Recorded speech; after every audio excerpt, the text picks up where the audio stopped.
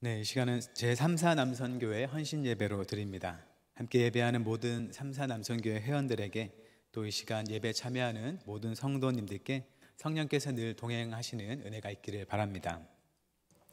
오늘은 교회력으로 성령 강림 주일입니다. 사도행전에서 예수님의 부활 후 50일째 되는 날에 예수님의 제자들에게 하늘로부터 성령이 임하신 일을 기념하는 날입니다. 처음에 성령이 오셨을 때 제자들에게 어떤 일이 일어났었나요? 제자들이 방언을 했죠. 여기서 방언은 요즘 우리 신자들이 기도할 때 하는, 남이 들을 때 알아들을 수 없는 그런 방언이 아니라 당시 여러 지역의 실제 언어인 방언이었습니다. 제자들은 원래 그 언어를 알지 못했지만 성령이 임하시더니 자기들이 알지 못했던 다른 지역의 언어로 말을 하게 된 것이죠. 그래서 그때 각 지역에서 온 사람들이 이 제자들이 하는 말을 듣고 매우 놀란 모습을 보여줍니다. 이 모습은 옛날 바벨탑 사건 때 갈라졌던 그 인간의 언어가 성령이 오심으로써 다시 통하도록 회복됐다는 것을 보여주는 표적이기도 합니다. 그런데 이건 단순히 언어의 회복을 넘어서 인간의 범죄로 서로 나뉘었던 이 세상이 하나님 안에서 다시 하나로 회복되는 일이 시작됐다는 것을 보여주는 표적이기도 합니다. 하나님 앞에 타락하고 분열됐던 이 세상이 다시 하나님께로 돌이키게 되는 그 구원이 시작됐다는 걸 우리에게 보여주는 것이죠. 사도행전 이후로 제자들이 성령과 함께 하면서 여러 기적들을 행하는 것을 보여줍니다. 병을 고치기도 하고 또 귀신을 내쫓기도 하고 죽은 사람을 살리기도 합니다. 여러 신기한 일들을 성령과 함께 행하시는 거죠. 사실 이러한 일들은 예수님께서도 이미 성령과 함께 복음서에서 행하셨던 일들입니다. 그 일들을 제자들도 똑같이 성령과 함께 행하고 있는 것이죠. 예수님께서 제자들에게 약속하신 대로 성령을 보내셔서 성령과 함께 하나님 나라의 복음을 전하는 것이 사도행전의 내용입니다. 이 사도행전이 성령의 여러 기적들을 보여주었고 또 고린도전서 12장을 보면 이른바 성령의 은사장이라고 하는데 그것에도 보면 성령의 여러 은사들에 대해 말하는 걸 볼 수 있습니다. 보통 사람들은 일상의 평범한 것보다는 기적과 같은 신기한 일들에 관심을 더 많이 갖게 되죠. 그래서 신앙생활에 있어서도 성령의 가례 말할 때는 주로 은사와 연결지어서 많이 말하는 것 같습니다.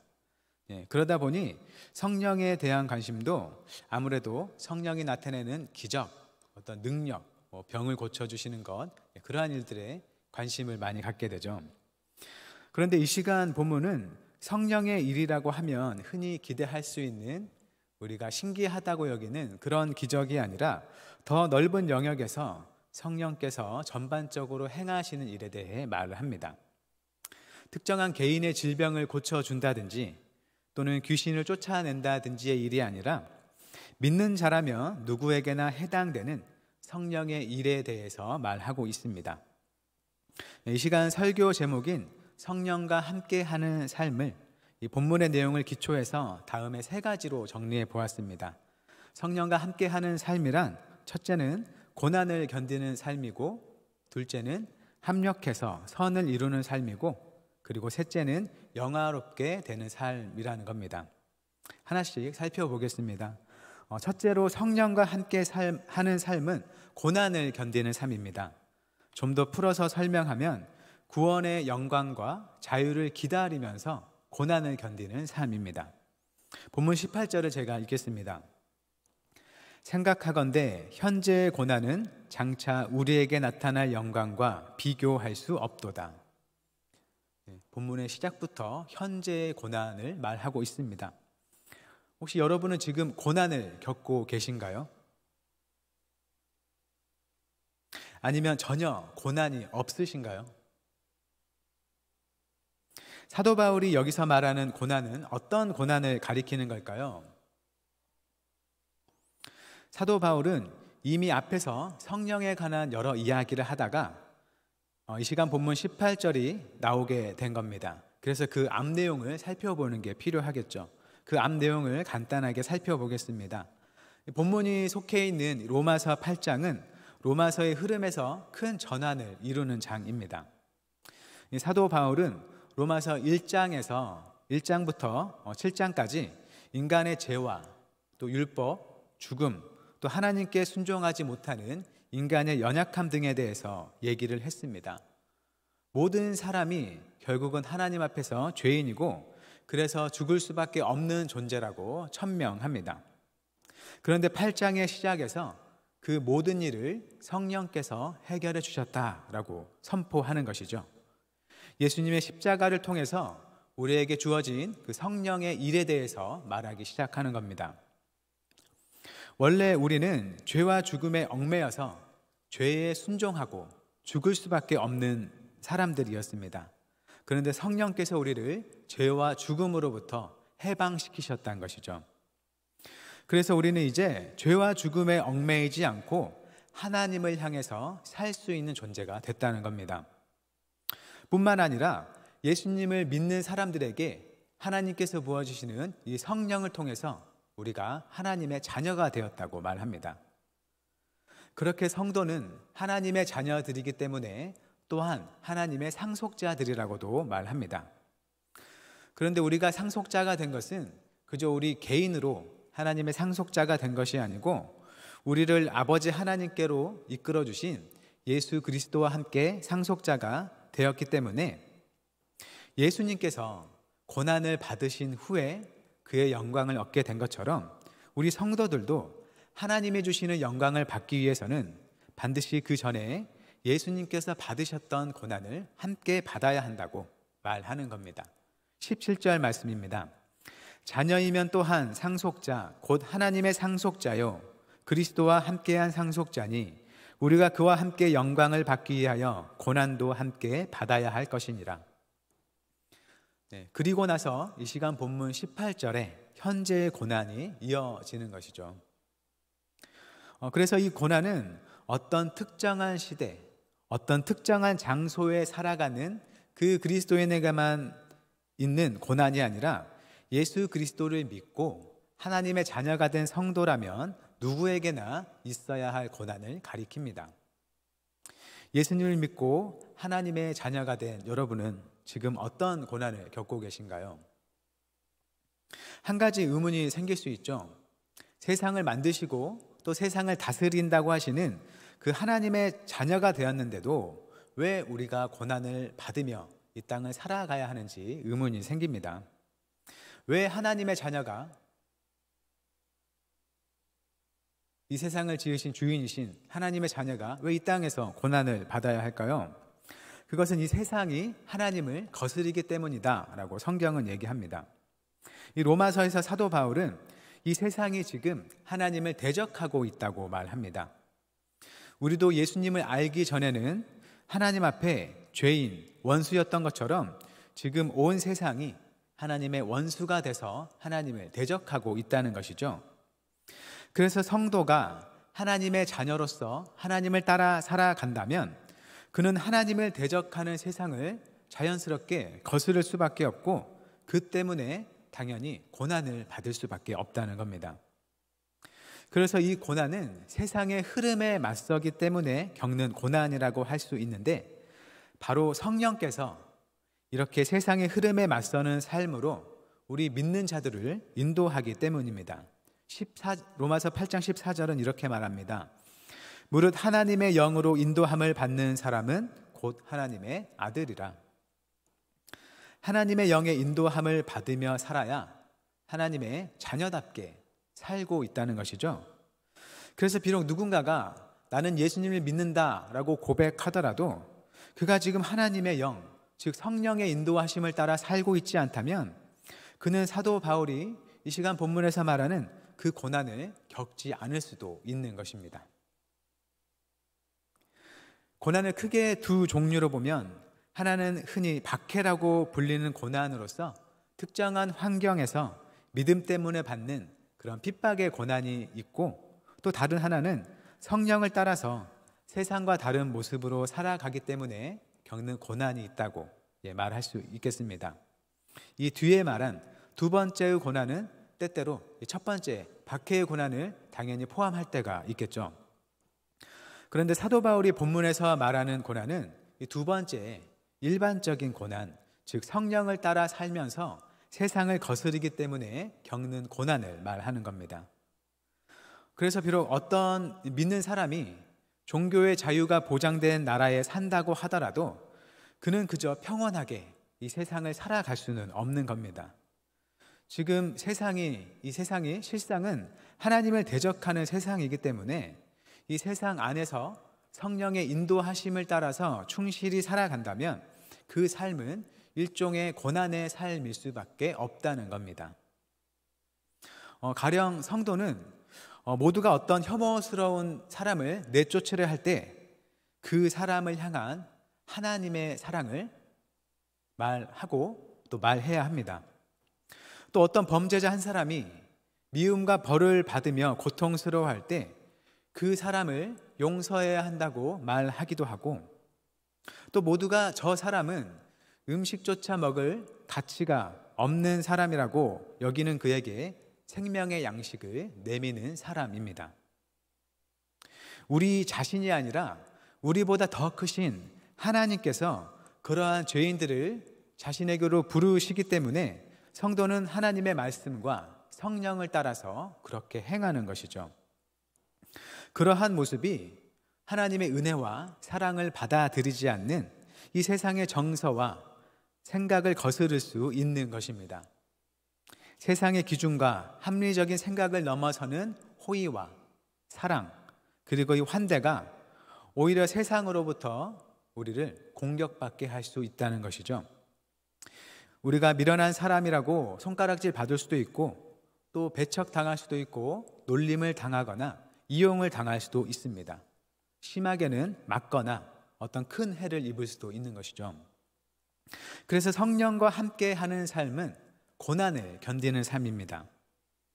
세상의 흐름을 따라 잘 산다면 겪지 않아도 될 그런 고난을 몸에 짊어짐과 동시에 성령이 주시는 위로와 후에 있을 큰 영광을 기대하면서 그 고난을 견뎌내는 삶입니다. 하나님을 대적하는 세상이 영원하지 않고 하나님의 구원의 새로운 세상이 곧 올 것이라고 성령 안에서 신뢰하면서 그 날을 기다리는 삶입니다. 사도 바울이 말하듯이 후에 얻게 될 영광은 지금 겪는 고난보다 훨씬 크다는 것을 믿으면서 소망을 가지고 견디는 삶입니다. 그런데 고난과 영광의 회복에 대한 갈망이 단지 사람에게만 있는 것은 아니라고 사도 바울은 말합니다. 사도 바울은 우리가 창조주 하나님을 믿는 성도로서 좀 더 분명하게 이 세상과 하나님이 계획하시는 구원에 대해 알기를 원합니다. 본문 19절부터 22절 말씀을 제가 봉독합니다. 피조물이 고대하는 바는 하나님의 아들들이 나타나는 것이니 피조물이 허무한데 굴복하는 것은 자기 뜻이 아니요 오직 굴복하게 하시는 이로 말미암음이라. 그 바라는 것은 피조물도 썩어짐의 종로를 한 데서 해방되어 하나님의 자녀들의 영광의 자유에 이르는 것이니라. 피조물이 다 이제까지 함께 탄식하며 함께 고통을 겪고 있는 것을 우리가 아느니라. 사도 바울은 성도의 고난에 대해 말하다가 대상을 더욱 넓혀서 피조물의 고난에 대해서 말합니다. 이 세상에서 사람만 고난을 겪는 게 아니고 피조물들 역시 사람과 함께 타락하고 변질된 이 세상 속에서 탄식하면서 괴로워하고 있다는 것이죠. 창세기 3장에 나오는 선악과 나무 이야기를 잘 아실 겁니다. 그런데 아담과 하와가 하나님께 불순종한 일이 사람에게만 영향을 끼친 게 아니고 그들이 하나님께 불순종한 그것 때문에 땅이 저주를 받고 가시덤불과 엉겅퀴를 내고 또 농사를 지어도 그 소산물을 풍족하게 내지 않게 되었습니다. 아담이 저지른 그 죄는 아담 자신을 괴롭게 했을 뿐만 아니라 그것으로 그치지 않고 땅과 이 세상에 존재하는 피조물 모두가 죽음 안에서 함께 고난을 받게 한 것이죠. 사도 바울이 우리에게 가르쳐주는 이 하나님의 구원, 하나님의 나라가 임하는 것은 이런 피조물을 포함하는 모든 것들도 함께 원래 바른 모습으로 회복되는 것입니다. 종말에 하나님의 나라가 온전히 임했을 때는 이 세상의 피조물들이 더 이상 사람을 대적하지 않고 원래의 모습처럼 사람과 화목하게 될 것이라 말하는 것이죠. 그래서 피조물들도 종말에 예수 그리스도를 믿는 성도들이 온전히 죄와 죽음에서 자유하게 돼서 그들과 함께 부패되는 것, 즉 죽음에서 자유롭게 되기를 기다리고 있다고 사도 바울은 말합니다. 그리고 이런 기다림은 사람인 우리도 마찬가지죠. 23절입니다. 그뿐 아니라 또한 우리 곧 성령의 처음 익은 열매를 받은 우리까지도 속으로 탄식하여 양자될 것 곧 우리 몸의 속량을 기다리느니라. 우리가 예수님을 믿었고 또 믿고 있고 그래서 우리가 하나님의 자녀의 신분을 얻었고 구원을 받았다고 말하지만 그것은 아직 완성되지 않은 구원입니다. 시작은 되었지만 아직 완성되지 않았고 완성을 향해 나아가고 있는 구원이라는 겁니다. 죄와 죽음으로부터의 우리의 완전한 구원 그리고 해방 역시 주님께서 다시 오시는 날에 우리에게 온전히 이루어질 것입니다. 그래서 비록 하나님의 새로운 창조의 첫 열매인 성령을 받은 우리도 지금 우리를 위협하는 죄와 죽음에서 완전히 해방될 날을 탄식하며 기다리고 있다는 것이죠. 그리고 이 구원을 향한 기다림은 소망을 통해서 우리 안에 지속됩니다. 믿음으로 구원을 얻고 또 그 구원이 힘을 얻어 우리 안에 시작되었지만 아직 완성되지 않은 지금 시점에서는 우리 안에 있는 소망이 그 완성된 구원을 바라보게 하고 그것을 얻게 한다는 것이죠. 24절과 25절 말씀입니다. 우리가 소망으로 구원을 얻었음에 보이는 소망이 아니니 보는 것을 누가 바라리요? 만일 우리가 보지 못하는 것을 바라면 참음으로 기다릴지니라. 성도는 고난 속에서도 후에 완성될 구원을 기다리며 인내합니다. 하지만 이 소망은 내가 그냥 마음으로 이렇게 됐으면 좋겠다 라는 정도의 표현보다 훨씬 더 큰 것이고 단순히 낙관적인 생각으로 그 마음으로 기대해보는 것보다 더 큰 것입니다. 왜냐하면 성도 안에 계신 성령을 통해서 믿는 자들은 이 구원의 확실함을 알았기 때문입니다. 주님을 알기 전에는 이 땅에서 도무지 경험할 수 없었던 그 하나님의 사랑과 은혜와 평강을 경험하면서 하나님의 나라가 정말로 있다는 것을 믿게 되었기 때문이죠. 완성된 구원을 온전히 경험하지는 못했지만 성령을 통해서 부분적으로나마 미리 경험하면서 바라고 참고 기다리는 것입니다. 이 탄식하는 기다림 속에서 우리는 혼자 있지 않습니다. 우리에게 믿음을 주시고 소망을 주시는 성령께서 또한 우리와 함께 계셔서 우리가 이 시간들을 잘 견디게 하시는 것이죠. 본문 26절과 27절입니다. 이와 같이 성령도 우리의 연약함을 도우시나니 우리는 마땅히 기도할 바를 알지 못하나 오직 성령이 말할 수 없는 탄식으로 우리를 위하여 친히 간구하시느니라. 마음을 살피시는 이가 성령의 생각을 아시나니 이는 성령이 하나님의 뜻대로 성도를 위하여 간구하심이니라. 아멘.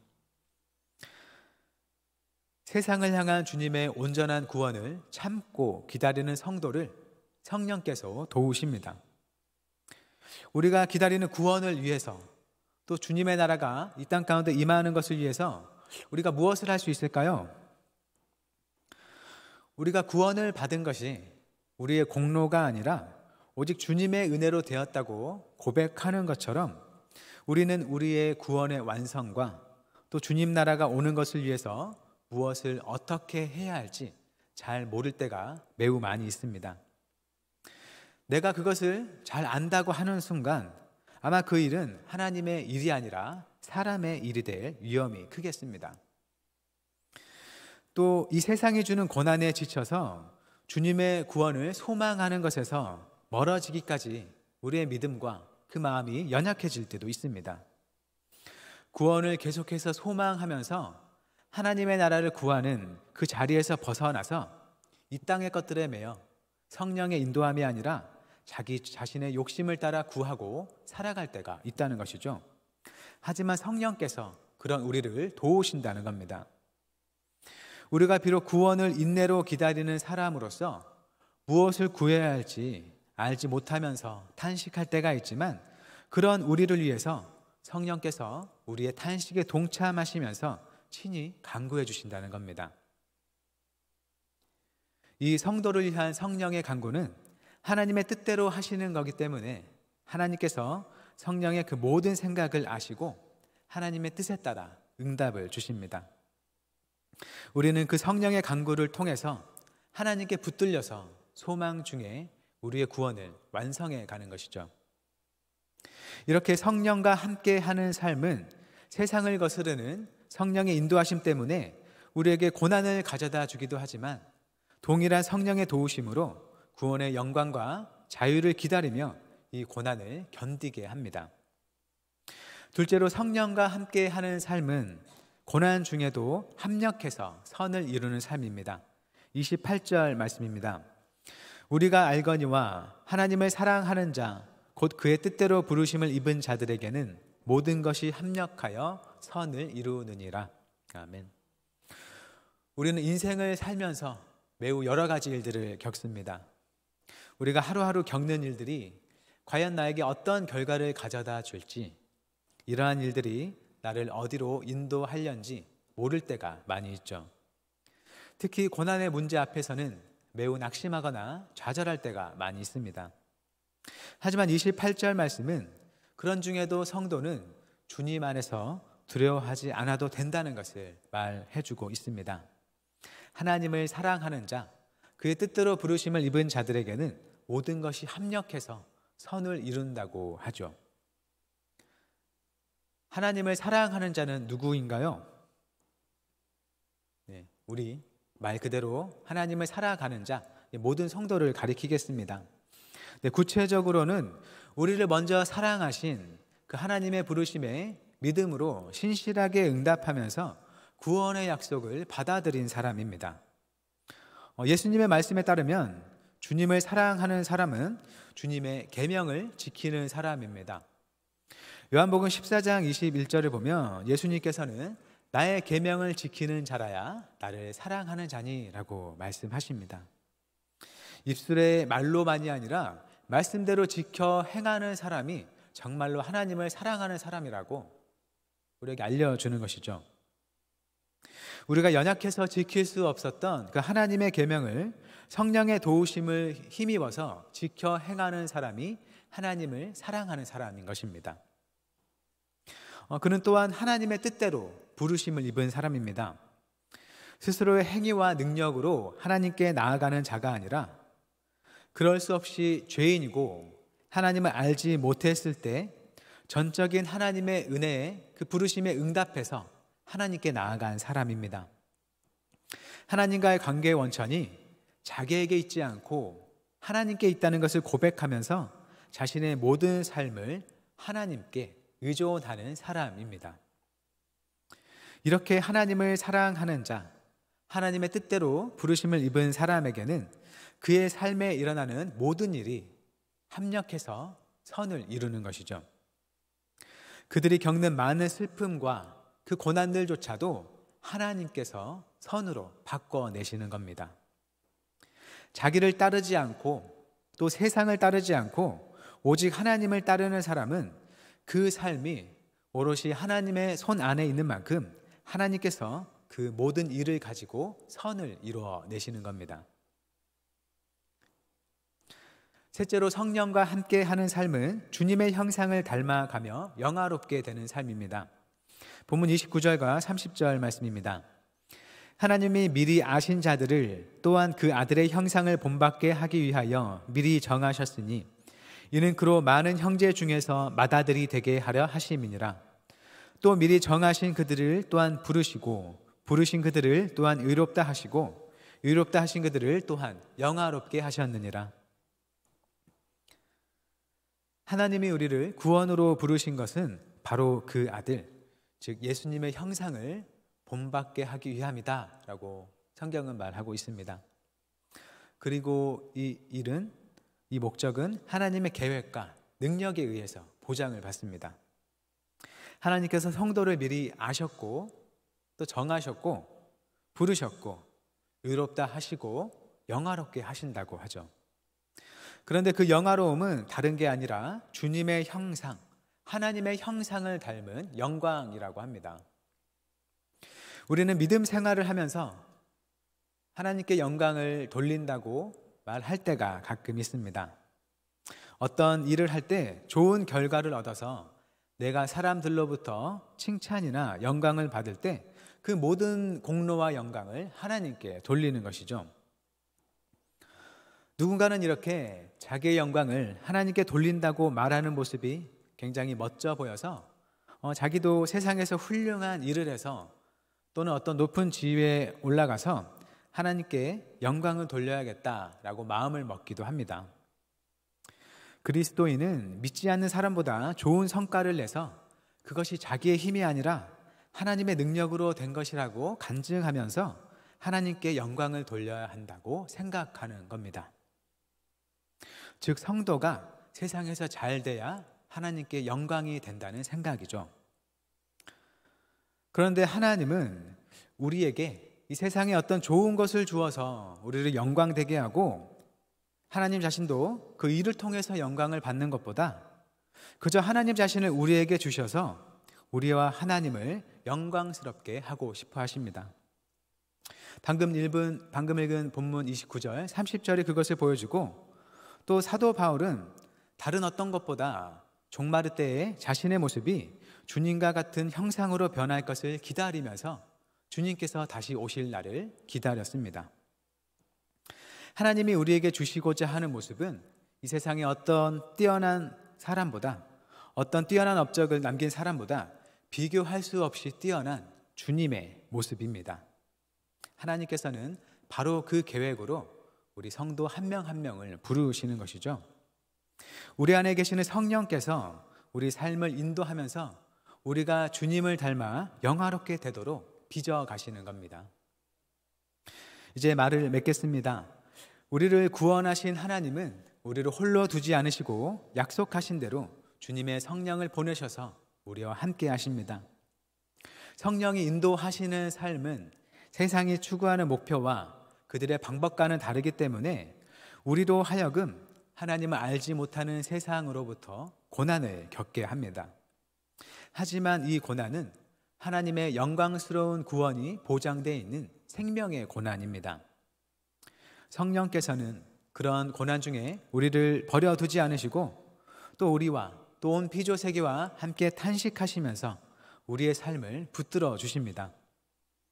우리가 완성된 구원을 얻고 주님 나라에 가기까지 견딜 수 있도록 붙들고 인도하시는 겁니다. 무엇을 구할지 모르는 우리를 위해서 친히 간구하시고 우리의 삶의 모든 일들을 합력해서 선을 이루어내십니다. 끝으로 세상에서 가장 뛰어난 주님의 형상으로 우리를 빚어가면서 우리를 영광스럽게 해주십니다. 이러한 성령님과 늘 함께 하기를 사모하는 우리의 하루하루가 되기를 바랍니다. 세상에 좋은 것들이 많이 있지만 이미 우리에게 세상에서 가장 좋으신 성령 하나님을 주신 주님께 감사하며 살아가는 하나님의 자녀들이 되시기를 바랍니다. 성령과 늘 동행하면서 고난 중에도 기뻐할 줄 알고 하나님의 손 아래서 막막했던 그 어려운 일이 선한 일로 바뀌는 것을 종종 경험하면서 주님의 형상을 담고 그 어떤 삶보다 영화로운 삶을 살아가는 우리 모든 한영교회 성도님들이 되시기를 주님의 이름으로 축원합니다. 기도하겠습니다. 은혜가 풍성하신 하나님, 주님께서 약속하신 대로 예수 그리스도를 믿는 자들에게 주님의 성령을 보내주신 은혜에 감사드립니다. 이제껏 나 혼자 스스로 살아왔던 삶을 뒤로하고 우리 안에 계시는 성령을 의지하여 동행하며 살게 하옵소서. 성령을 따라 세상을 거스르며 하나님을 나타내게 하시고 고난 중에도 기쁨과 감사를 누리며 말 못한 고난 속에서도 우리를 위해 탄식하며 간구하시는 성령을 신뢰하게 하옵소서. 우리가 주님 안에 있을 때 모든 것이 선하게 이루어질 것을 믿으며 주님의 형상을 닮아가는 영광으로 주님을 찬양하게 하옵소서. 늘 성령과 동행하기를 사모하며 간구하는 우리 모든 한영교회 성도님들이 되게 하옵소서. 예수님의 이름으로 기도드립니다. 아멘.